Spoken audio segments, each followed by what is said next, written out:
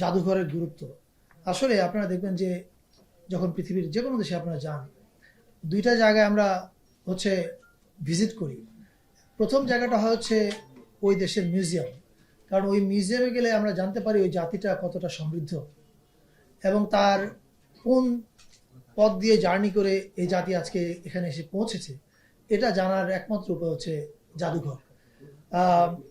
কিন্তু যে কোনো কারণে হোক, জাদুঘরটা আমাদের এখানে আসলে অনেকটাই অবহেলিত। যেমন আপনি যদি ঢাকায় আমরা কত মানুষ থাকি, আপনি যদি খোঁজ নেন কতজন মানুষ বা আমাদের এখানে যারা আছেন আমরা কতজন জাদুঘরে যাওয়ার প্রয়োজন বোধ করি, কারণ ওখানে যা ওখানে যাওয়াটা যে জরুরি, ওখানে গেলে যে আমি কিছু জিনিস জানতে পারবো এবং এটা যে একবার গেলেই আমার কাজ শেষ হয়ে যাবে না, এটা যে প্রতিনিয়ত কি বলে একটা নবায়ন চলতে থাকবে এবং যার ফলে আমি প্রায় যেতে উৎসাহ বোধ করবো, এই জিনিসগুলো আসলে আমাদের জাদুঘরের ক্ষেত্রে কখনো হয়নি আনফরচুনেটলি। আমি জয়েন করার পরে জাদুঘরটা আমাদের প্রায়োরিটির মধ্যে ছিল, কিন্তু আমরা আমাদের 7 প্রায়োরিটি প্রজেক্টে হয়তো নাম দেখেননি, কারণ এটার নিয়ে আমরা মানে ভেতরে কাজ করছিলাম যে কি করে আমরা এটাকে একটা শেপে আনতে পারি। তো আমরা প্রথম যে জায়গাটা আইডেন্টিফাই করলাম সেটা হচ্ছে যে এই যে জাদুঘরগুলোকে আমরা আধুনিকায়ন করব, মডার্নাইজেশন হবে, শুধু জাতীয় জাদুঘর না, এর অধীনে আরো অনেকগুলো জাদুঘর আছে। এই কাজে নেতৃত্ব দিবে কে? আমাদেরকে আগে লিডার খুঁজে বের করতে হবে যে কে এটা নেতৃত্ব দিবে। আমি তো এটা এক্সপার্ট না বা আমার এটা কাজও না।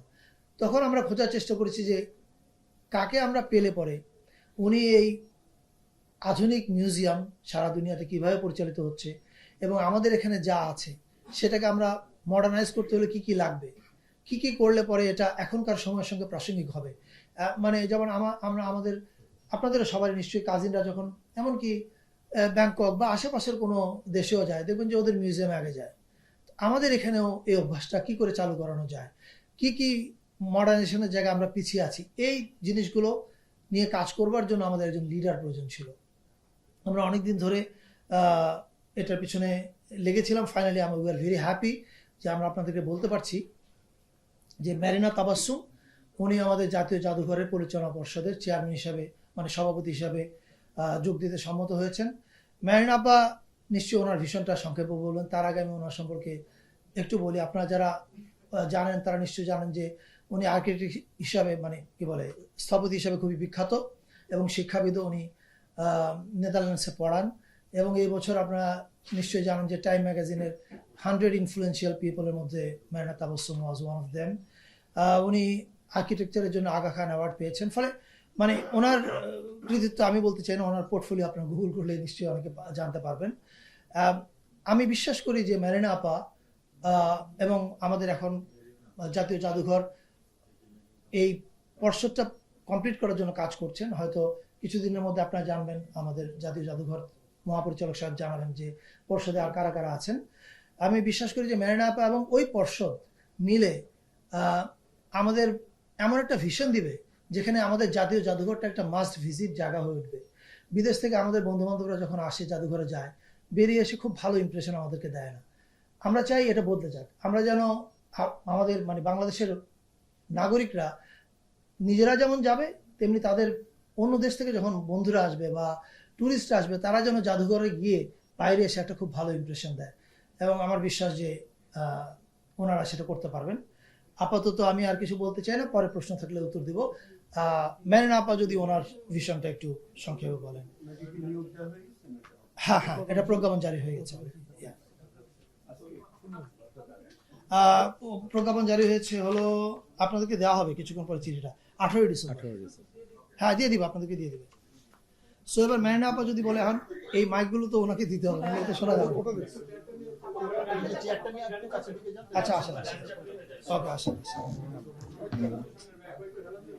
আমি একটু ঘুরিয়ে দিই আপনার দিকে, যতখানি পারা যায়। আচ্ছা, শোনা যাচ্ছে? আচ্ছা, এই মোবাইলটা রাইট? ঠিক আছে। ওকে, শোনা যাচ্ছে? আচ্ছা, এটা তো ধন্যবাদ উপদেষ্টা মহোদয় এবং আমাদের আপনাদের সবাইকে আসসালামু আলাইকুম। এবং আজকে এটা একটা বড় একটা দায়িত্ব যেটা আমি মাথা পেতে গ্রহণ করলাম, এবং এটা আমাকে এটার জন্য যে আপনারা যোগ্য মনে করেছেন সেজন্য ধন্যবাদ। হোপফুলি এটা একটা ভালো কিছু করার চেষ্টা করব যতদিন আমাদের এই দায়িত্বে থাকি। তো মেইনলি যেটা সবাই বললেন, যে জাদুঘর আসলে একটা খুবই ইম্পর্টেন্ট যে কোনো দেশের বা জাতির জন্যে। এটা জাতির রিফ্লেকশন বলেন, আমাদের ইতিহাস, আমাদের ঐতিহ্য, কালচার, সংস্কৃতি সবকিছুরই ধারণ বাহন হচ্ছে একটা জাদুঘর। এবং আমাদের ন্যাশনাল মিউজিয়াম তো আরো অনেকগুলো মিউজিয়াম আছে। তো প্রথমেই যেটা চাই সেটা হলো যে একটা পর্ষদ যখন তৈরি হয়ে যাবে, আমরা সবগুলো মিউজিয়ামে ঘুরে দেখতে চাই এবং দেখে এগুলার অবস্থা কি অবস্থায় আছে, আপনি ফিজিক্যাল স্টেট বা এখানে যে সমস্ত সংগ্রহ আছে সেগুলোর বিষয়গুলো দেখে নিয়ে একটা প্রপার প্ল্যানিং এর মধ্যে দিয়ে জিনিসগুলোকে যেন সুন্দরভাবে আরো মানুষের কাছে পৌঁছে দেওয়া যায়, এটা একটা মেইন গোল হবে। কিন্তু একটা মিউজিয়াম আসলে যে সংগ্রহ বা কালেকশন, এটাই কিন্তু ওর সবচেয়ে বড় শক্তি, এবং এই কালেকশনটাকে কনস্ট্যান্টলি এনরিচ করতে হয়, নতুন নতুন আর্কাইভে নতুন জিনিস আনতে হয়, এবং এটার প্রপার রক্ষণাবেক্ষণ বা এটার আর্কাইভাল যে আছে এই জিনিসগুলোকেও দেখা খুব প্রয়োজন। তারপরে এই এই এটা নিয়ে রিসার্চ করা, পাবলিকেশন করা, এগুলো নিয়ে সেমিনার, ওয়ার্কশপ হওয়া, এগুলো সবই কিন্তু একটা মিউজিয়ামের কাজের মধ্যে পড়ে। এবং তার মধ্যে সবচেয়ে বড় যেটা ইম্পর্টেন্ট সেটা হলো যে যেই সংগ্রহটা আছে সেখান থেকে বেছে একটা কিউরেটোরিয়াল প্রসেসের থ্রুতে আপনার মানুষের কাছে বা যারা ভিজিটাররা আসে তাদের কাছে জিনিসটাকে পৌঁছানো, মানুষ যেন দেখতে পারে, এবং সেখানে শুধু বিভিন্ন স্তরের মানুষ যেন আসতে পারে এবং তাদের যেন সেই সেভাবে একটা বিদেশিরা আসবে, দেশের মানুষ, বাচ্চা থেকে শুরু করে বয়স্ক সবার জন্য, প্লাস আমাদের বিভিন্ন ধরনের মানুষ আছে, প্রত্যেকের যেন রিফ্লেকশন সেখানে থাকে। তো এগুলা ইম্পর্টেন্ট পার্ট, যেগুলো হয়তো আমরা চেষ্টা করব একসাথে মিলে, ডিজি মহোদয় আছেন, আমাদের যে হবে আপনার টিম আছে ওখানে ন্যাশনাল মিউজিয়ামে, সবাইকে নিয়ে একটা কালেকটিভলি আমরা কোলাবোরেটিভলি পর্ষদের থ্রুতে একটা ভালো একটা কিছু তৈরি করার একটা ইচ্ছা আছে। হোপফুলি আমরা সবাই মিলে কাজ করলে আমরা সেখানে পৌঁছাতে পারবো। Thank you. জাদুঘর অনেকবার ভিজিট করেছি, জি। এখন তো যেভাবে আছে তাতে অনেক অনেক ধরনের মানে আপনার ধরেন আর্টিফ্যাক্টস যেভাবে আমাদের করা, ডিসপ্লে করা, বা ধরেন যেভাবে জিনিসগুলাকে করা হয়েছে, বা একটু কিছুটা পলিটিসাইজেশনও আছে, সবকিছু মিলিয়ে এই জিনিসগুলাকে আমার মনে হয় আরো প্রপারলি মোর হ্যাঁ স্পেসিফিক আসলে ওভাবে তো বলা যাচ্ছে না, আমরা এটা তো আরো ভালোভাবে বিস্তারিত যে আরো রিসার্চ করে দেখে করতে হবে। আমি একটু স্পেসিফিক একটা প্রশ্ন করি। আমি নূরে আলম, আমি ইন্ডিপেন্ডেন্ট টেলিভিশনের সিনিয়র রিপোর্টার। যেটা হচ্ছে জাদুঘর কিন্তু ওয়ার্ল্ড ওয়াইড জাদুঘরের কাজ হচ্ছে গবেষণা করা, প্রদর্শনী করা। আমরা এখন পর্যন্ত আমরা খুব মানে আমাদের স্বাধীনতার এত বছরেও আমরা কোনো গবেষণা অথবা গবেষণা আর্টিকেল সেখান থেকে বের হয়েছে কিনা সেটি জানি না, বের হয়নি। আর জাদুঘরের যে গুদামগুলো রয়েছে সেগুলো 36 বছর 37 বছরের পুরনো, এবং সেখানে যে আমাদের যে নিদর্শনগুলো সংরক্ষিত আছে কিন্তু অনেকগুলোই নষ্ট হয়ে গেছে বলে অভিযোগ উঠেছে। আমি জেনেছি, আমি গত বছর একবার কাজ করেছি। তো এই বিষয়গুলো নিয়ে আপনারা পুরোপুরি প্ল্যানিং করে কাজটা কিভাবে করবেন, আর গবেষণার বিষয়ে আপনারা কি উদ্যোগ নেবেন? জি, আপনি যেটা বললেন একেবারে কারেক্ট, যে যেটা বললাম যে সংগ্রহটা তো একটা ইম্পর্টেন্ট পার্ট, এবং এই সংগ্রহ গুলাকে প্রপারলি ডকুমেন্ট করা, একটা আপনার আর্কাইভাল একটা প্রসেসে যাওয়া, এবং এটার সাথে এর অনেক কিছু জড়িত। ধরেন এগুলোকে কিভাবে রক্ষণাবেক্ষণ করতে হবে, এক একটা জিনিসের এক একভাবে রক্ষণাবেক্ষণের প্রয়োজন হয়। তো সেইগুলোকে যেমন আর্ট এক ধরনের রক্ষণাবেক্ষণের প্রয়োজন, আর্টিফ্যাক্টস যেগুলো আছে, প্রত্নতাত্ত্বিক অনেক কিছু আছে যেগুলো আমাদের একভাবে দেখতে হবে। তো এই আমি মনে করি আর্কাইভাল পার্টটা আমাদেরকে খুব ভালোভাবে নজর দিয়ে জিনিসটাকে তৈরি করার ব্যাপার আছে, যেটা আমার মনে হয় কখনোই এভাবে খুব মানে একেবারে কনসেন্ট্রেট করে সময় দিয়ে করা হয়নি। তো এটা যেটা বললেন এটা একেবারেই সত্যি, এবং আমি নিজেও গিয়ে দেখেছি আর্কাইভে আপনার ওদের যে রিজার্ভ কালেকশন গুলো আছে, সেই রিজার্ভ কালেকশন গুলো প্রপারলি যে ধরনের হিউমিডিটি কন্ট্রোল, যে ধরনের টেম্পারেচার কন্ট্রোল লাগে, যেভাবে এগুলাকে প্রপারলি রাখার প্রয়োজন হয় স্টোরেজের, সেভাবে করা নাই। তো এই জিনিসগুলো দেখতে হবে। তারপরে রিসার্চ তো অবশ্যই খুবই প্রয়োজন, যা আছে আমাদের সেটাকে নিয়ে রিসার্চ করা, এবং আরো বড় জিনিস হচ্ছে যে সংগ্রহ বাড়ানো।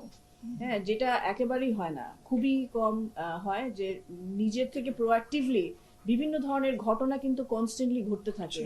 কালচারালি আমরা আগাচ্ছি, বিভিন্ন ধরনের ঘটনা ঘটছে, প্রতিটা জিনিসেরই আপনার একটা কনস্ট্যান্ট আপনার অ্যাকুইজিশনের প্রয়োজন হয়, যে অ্যাকুইজিশনগুলো আসলে খুব অ্যাক্টিভলি হয়নি। সো ওগুলা কিছুটা জোর দিতে হবে, এবং পাবলিকেশন, রিসার্চ, এগুলাতে আমি মনে করি যে অবশ্যই জোর দিতে হবে। যেটা আর তার পাশে তো আমাদের মিউজিয়ামে ভিজিটার আসবে, তাদের জন্য একটা এমন একটা মিউজিয়াম হওয়া উচিত যেখানে সকালে যখন একটা ফ্যামিলি নিয়ে ঢুকবে, সেখানে বাচ্চাদেরও কিছু করার থাকবে, বয়স্কদেরও করার থাকবে, সারাদিন যেন একটা মানুষ বা একটা ফ্যামিলি মিউজিয়ামের ভিতরে ঘুরে বেড়াতে পারে, এরকম ধরনের একটা সিচুয়েশন তৈরি করা দরকার। ঢাকার বাইরে থেকে যখন কেউ আসবে, ছোট একটা গ্রাম থেকে, সে যেন তার ফ্যামিলি নিয়ে পুরো মিউজিয়ামটা ঘুরে বেড়াতে পারে এবং সারা দিন স্পেন্ড করতে পারে। এভাবে গোছানো দরকার মিউজিয়াম, যেটা আমাদের এই মুহূর্তে নেই। পার্থ ভাই, একটু জানতে চাই এই কাজটা কবে থেকে শুরু হবে, আপনাদের কোনো টাইম ফ্রেম আছে কিনা? আর আরেকটা বিষয় হচ্ছে, এর আগে আমরা কয়েক বছর আগে খবর হয়েছিল যে অনেক কিছু জাদুঘর থেকে মিসিং হয়েছে। আপনারা জাদুঘরকে এনরিচ করার কথা বলছেন, যেগুলি আসলে মিসিং হয়েছে বা যেগুলো মিসিং হওয়ার মতো আপনারা মনে করছেন যে অনেক লুক্রেটিভ, সেই ব্যাপারে আপনারা আসলে কতটা নজর দেবেন? না, আপনি যেমন মানে এই ইন্ডিপেন্ডেন্টের ভাই যেটা বললেন আমরা অস্বীকার করতে পারিনি, আপনি যেটা বলছেন অস্বীকার করতে পারছি না। এই ঘটনাগুলো ঘটেছে। কি বলবো আপনাকে, ধরেন আমি যেদিন প্রথম দায়িত্ব নেই তার 3 দিনের মাথায় যে কোনো একটা সূত্র মারফত আমার সঙ্গে যোগাযোগ করেন শিল্পাচার্য জয়নুল আবেদিনের ছেলে, এবং ওই সূত্র মারফত আমরা জানতে পারি যে জয়নুল আবেদিন সাহেবের ছবিগুলো নষ্ট হয়ে যাচ্ছে। এবং এটা জানা মাত্রই আমি ইমিডিয়েটলি বলি যে ওনাকে বলেন আমাদের সঙ্গে যোগাযোগ করতে, আমরা ইন্টারফেন করতে চাই, আমরা এগুলো উপরে কাজ করতে চাই, এবং এটা অফিসিয়াল প্রসেসের মধ্যে আছে। অর্থাৎ আপনি যে কারণে ব্যথিত, আমরাও একই কারণে ব্যথিত। কেন আমাদের হিস্ট্রি এভাবে নষ্ট হবে? এটা হতে পারে না। 1, 2 নম্বর হচ্ছে কবে আমরা কাজ শুরু করব। আমার ধারণা আর মানে এই সপ্তাহের মধ্যেই কমিটিটা পুনর্গঠন হয়ে যাবে। আতর সাহেব এটা টেক ওভার মানে লুক আফটার করছেন। কমিটি পুনর্গঠন হয়ে যাওয়ার পরেই একটা কমিটির বৈঠক বসবে, এবং বৈঠক বসার পরে আমি নিশ্চিত ওই মিটিংয়ের আলোচনার আলোকে ওনারা ওনাদের ভিশন রেডি করবে যে আমরা কি করতে চাই, এবং ওনারা নিশ্চয়ই শর্ট টার্ম কিছু ভিশন করবে যে 3 মাসে কি করব, 6 মাসে কি করব, 1 বছরে কি করব। অ্যান্ড আই এম শিওর এটা আপনারা জানতে পারবেন যখন এই ভিশনগুলো রেডি হয়ে যাবে। তখন আপনারা জানতে পারবেন যে আসলে ক্লিয়ার, মানুষের কাছে পরিষ্কার থাকবে যে 3 মাসে এটা হচ্ছে, 6 মাসে এটা হবে, 1 বছরে এটা হবে। এই সময়টা কি জাদুঘর প্রদর্শনীর জন্য খোলা থাকবে নাকি বন্ধ থাকবে? না, প্রদর্শনী চলছে এখন, যেভাবে খোলা আছে খোলা থাকবে। এখন ধরেন কথার কথা কোনো একটা জায়গাতে ওনাদের সংস্কারের কোনো একটা কাজ করতে হবে, হয়তো ওই কর্নারটা, এটা আমরা এখন জানি না, এটা ওনারা ভীষণ রেডি করলে পরে বুঝতে পারবো যে এরকম কিছু ঘটবে কিনা। যদি ঘটে তাহলে হয়তো ওই কর্নারটা বন্ধ থাকবে, কিন্তু তার জন্য জাদুঘর বন্ধ হয়ে যাবে না। জি,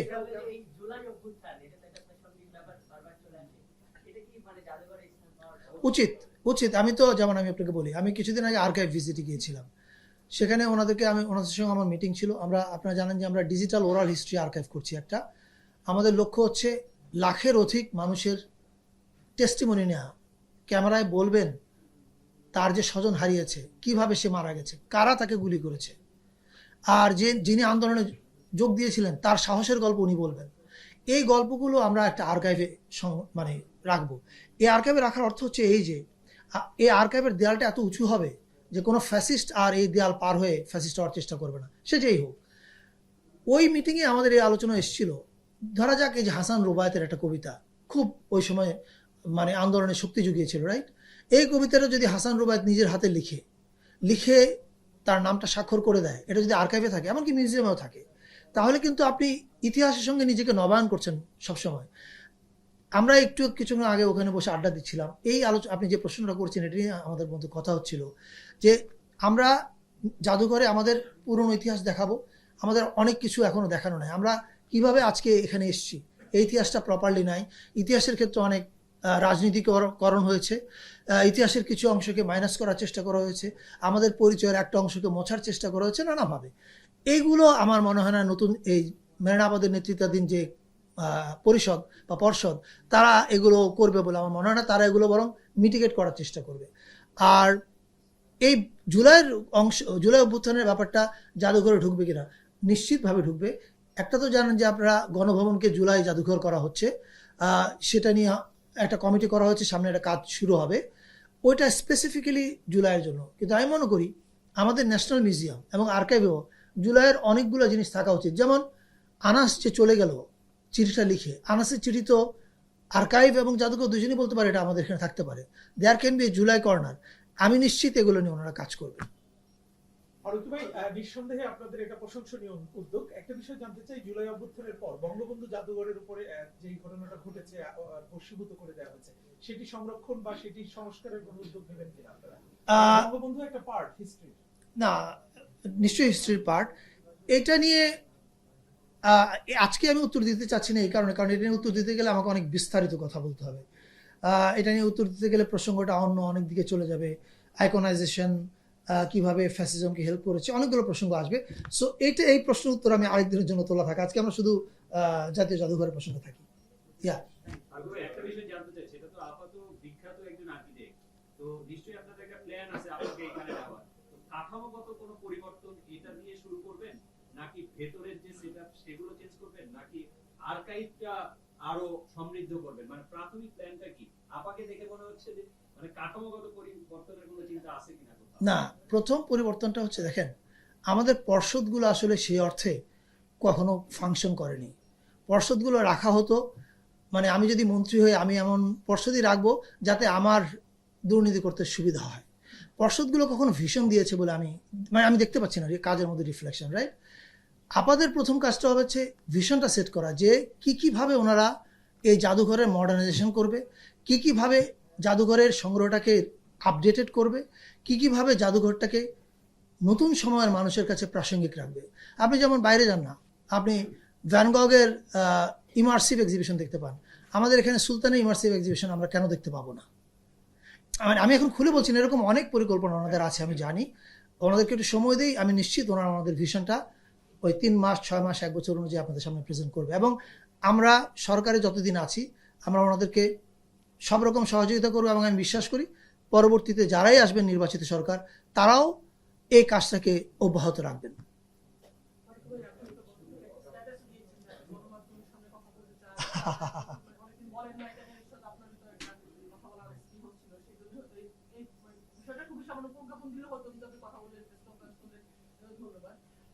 আপনি যেটা বলছিলেন বারবার, এই যে জাদুঘরকে অবহেলিত ছিল গত 15 বছর বা 16 বছর বা আরো আগে থেকে, এবং আপনারা এটার ইতিহাসও ছিল, সেটা আপনি করতে চান।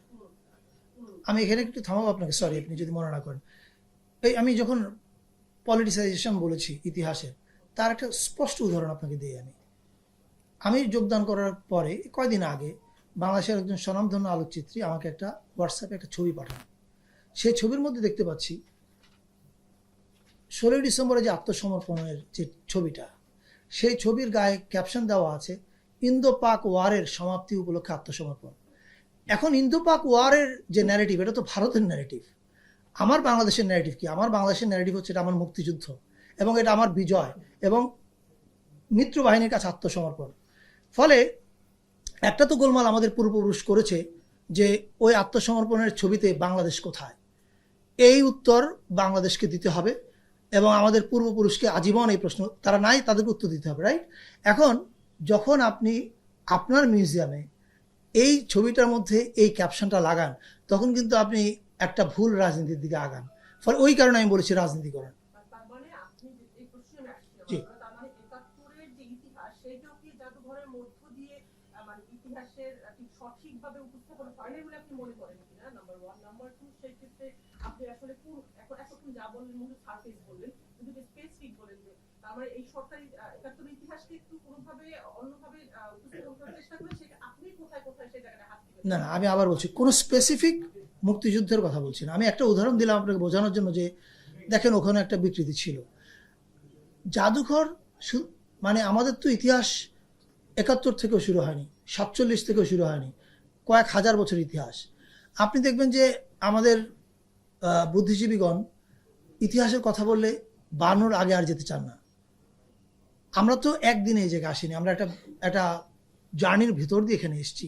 এবং জাদুঘরের কাজ কিন্তু আমাদের এই যে জার্নি, জাতি হিসেবে যে আমরা এসেছি, এর যা যা মানে ফ্যাক্টস এবং যার যা নমুনা যা যা তারা হাজির করতে পারে, সংগ্রহ করতে পারে, এগুলো ওই মেরিনাপা যেরকম বলছিলেন যে নানান স্পেশাল কিউরেটোরিয়াল প্রজেক্ট হতে পারে, যে 18 সালের কোনো 18 শতাব্দীর কোনো কিছু নিয়ে ওনারা একটা কিউরেটোরিয়াল প্রজেক্ট করতে পারে। সো এরকম নানান কিছু করবে। স্পেসিফিক আমাদের জন্য এখন বলা মুশকিল, এই কারণে এটা তো ওনারা একটা প্ল্যান চক আউট করবে, দেন ওটার মধ্যে আপনারা জানতে পারবেন। কিন্তু আপনি কি মনে করেন যে আওয়ামী লীগ সরকার একাত্তরের ইতিহাসকে সঠিকভাবে বাংলাদেশের মানুষের কাছে আসলে পৌঁছাতে পারে না, তাদের মতো করে একটা ন্যারেটিভ করছে? না, এটা এটা সবাই জানে। 71-এর ইতিহাসটা আওয়ামী লীগ তো শুধুমাত্র ওনাদের ইতিহাস রেখেছেন, ওনার এবং ওনার পরিবারের। আপনি ইতিহাসের মধ্যে তাজউদ্দিন আহমেদ কি খুব আছে? কোথাও দেখতে পান না তো। মাওলানা ভাসানী কোথায়? আপনি অনেক কি খুঁজে পাবেন না। এই জিনিসগুলো তো ঘটেছে। আমরা কেউ বলছি না যে বাংলাদেশের স্বাধীনতা যুদ্ধ যখন হয়েছিল তখন ওই আন্দোলনে আওয়ামী লীগ ছিল না, আওয়ামী লীগের নেতৃত্বে আন্দোলন হয়, এটা কেউ বলছে না। কিন্তু আওয়ামী লীগ মাত্র কি এক ব্যক্তি? এই প্রশ্নগুলো আসবে। এবং স্বাধীনতার আন্দোলন কি শুধুমাত্র আওয়ামী লীগ করেছে? আরও অনেকে ছিল, তাদের ভূমিকা কোথায়? এই প্রসঙ্গগুলো তো আছে, এটা আমার বলবার কোনো অপেক্ষা রাখে না। আপনার কিছুদিন আগে বদরুদ্দিন উমরের একটা খুব সুন্দর ইন্টারভিউ ছাপা হয়েছে, আপনারা সেটা পড়লে দেখতে পাবেন যে উনি স্পেসিফিক্যালি বলেছেন কিভাবে মুক্তিযুদ্ধটাকে একটা পরিবারের মধ্যে নিয়ে আসার মাধ্যমে এটার সর্বজনীনতা ক্ষুণ্ণ হয়েছে। আপনারা যেটা করবেন সেটাও কি ওই রকমই হবে নাকি সবার জন্য নিরপেক্ষ হবে বা সেটা স্পেশাল হবে কিনা? আমরা শুধু না, আমি বিশ্বাস করি আমরা এবং আমাদের পরে যারাই আসবেন নির্বাচিত সরকার, এই ভুলটা আর কেউ করবেন না।